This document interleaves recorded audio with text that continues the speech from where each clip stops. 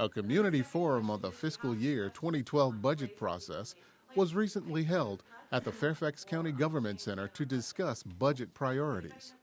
Our priorities are education number one, public safety, human services, making sure that we're taking care of our environment. And the important thing is that we're balancing all of those needs.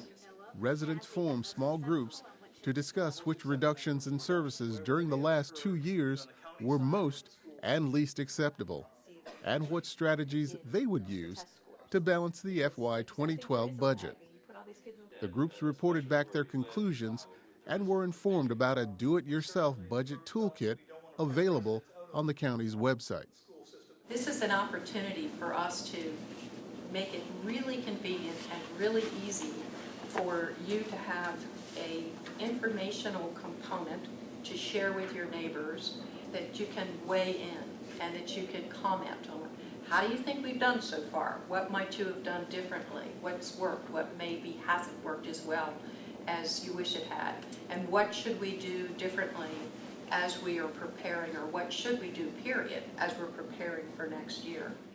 For more information on the FY 2012 budget process and toolkit, visit the Department of Management and Budget's webpage.